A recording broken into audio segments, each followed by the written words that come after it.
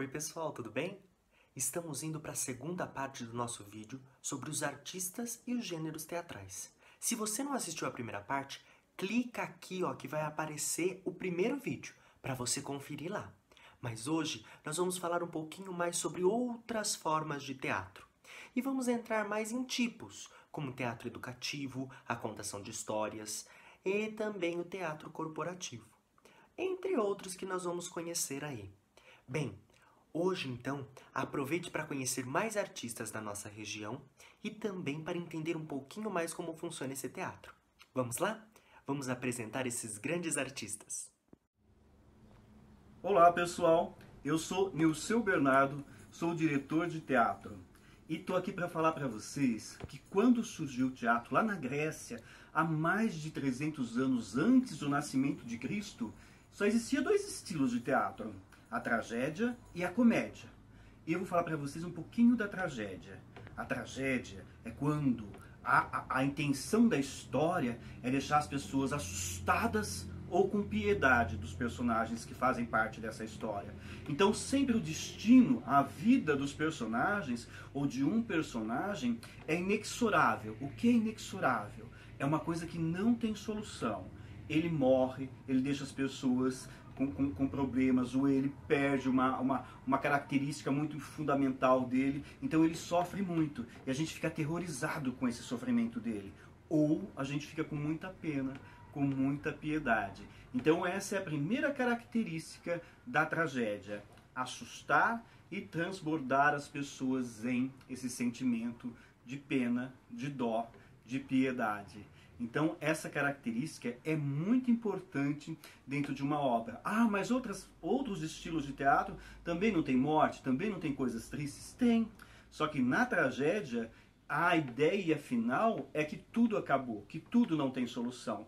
E numa outra peça pode-se ter uma solução, as pessoas podem entender aquilo como um sentido da vida, mas no caso da tragédia, a coisa é terrível. Então fica aí para vocês um pouquinho do que é tragédia no teatro. Olá, tudo bem? Bom, eu sou Marina Ronchi, eu sou atriz e professora de arte e educação, e eu estou aqui a convite da Trupe Tritrote para falar um pouquinho sobre teatro educação.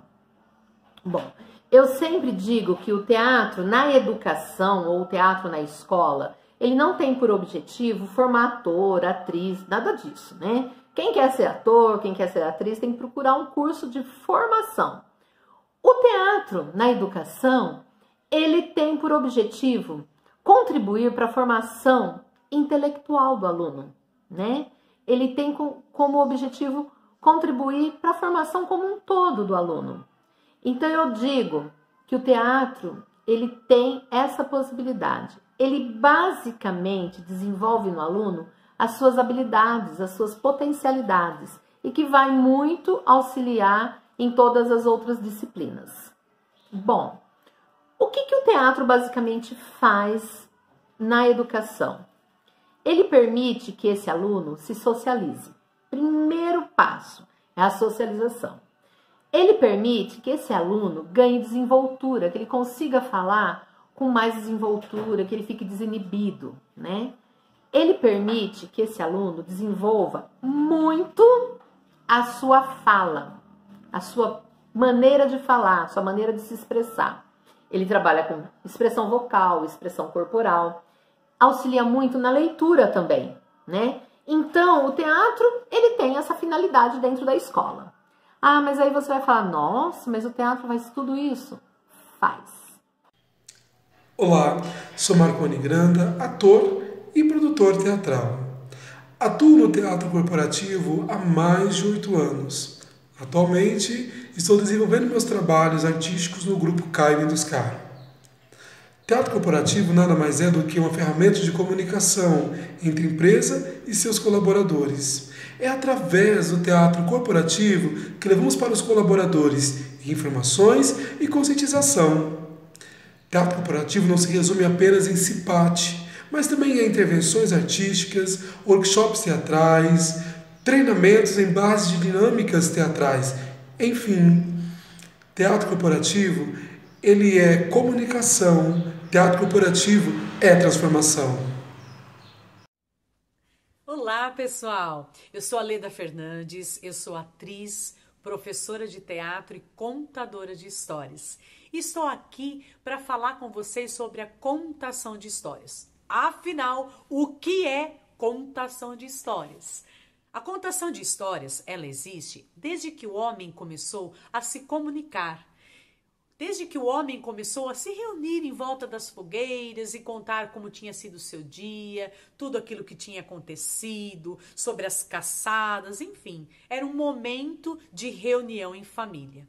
Agora, a expressão contação de histórias significa o ato ou o efeito de narrar, contar fatos, acontecimentos, histórias.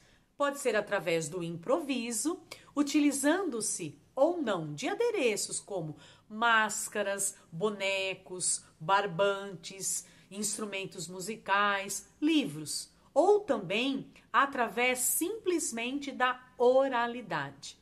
Quais são os objetivos? O primeiro objetivo é estimular o interesse da leitura pelo livro.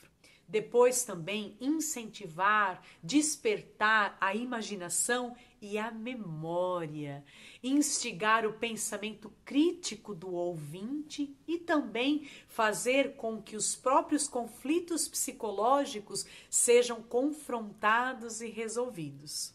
Mas afinal de contas, como contar histórias? Primeiro, você precisa descobrir a sua própria maneira de contar histórias.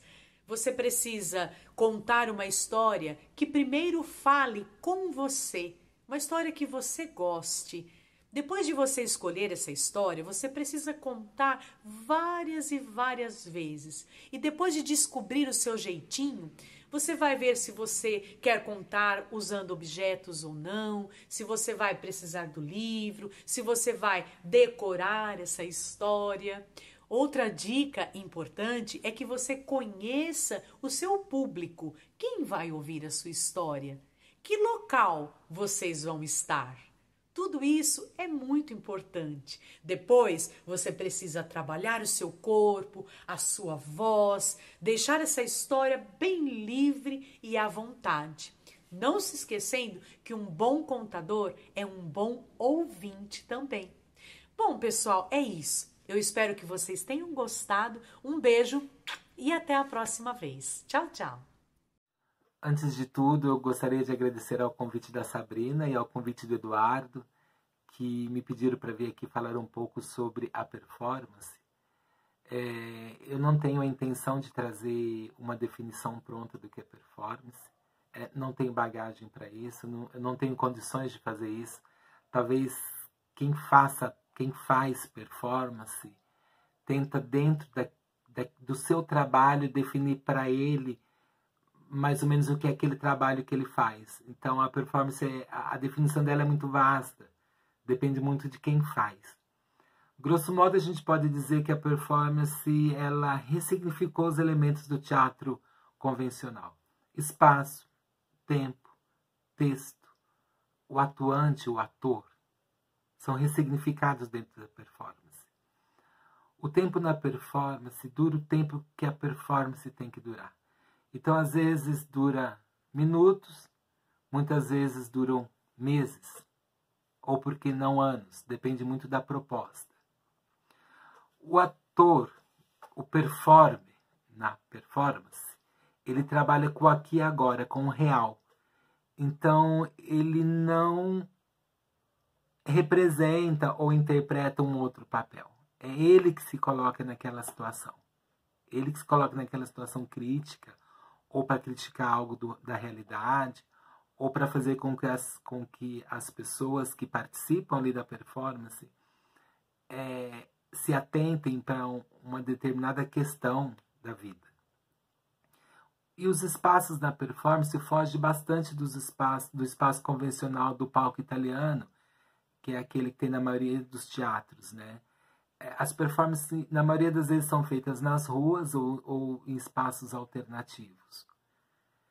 É assim, o tempo aqui é muito curto, mas o assunto é muito instigante.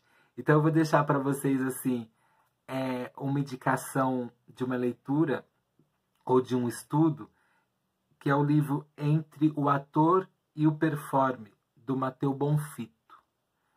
E é isso aí, gente. Valeu, de coração.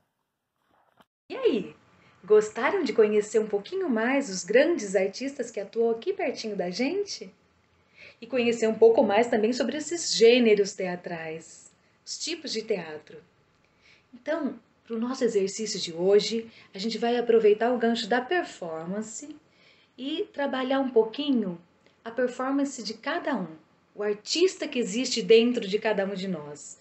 Porque vocês sabem que todo mundo tem um artista dentro de si. Então, vamos apresentar uma pessoa bem querida, que atua pertinho da gente, tá?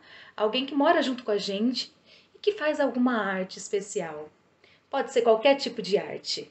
Então, pode ser a arte de cozinhar bem, pode ser a arte de cuidar, a arte de educar, a arte de construir coisas, a arte de fazer arte mesmo, a arte das artes, a arte da música, teatro, dança, artes plásticas, ou simplesmente a arte de sorrir e de amar. Então, vamos gravar um vídeo fazendo a nossa performance e apresentando a performance dessa grande pessoa, tá? Desse grande artista que vive pertinho de nós. Um beijo e até a próxima. Tchau!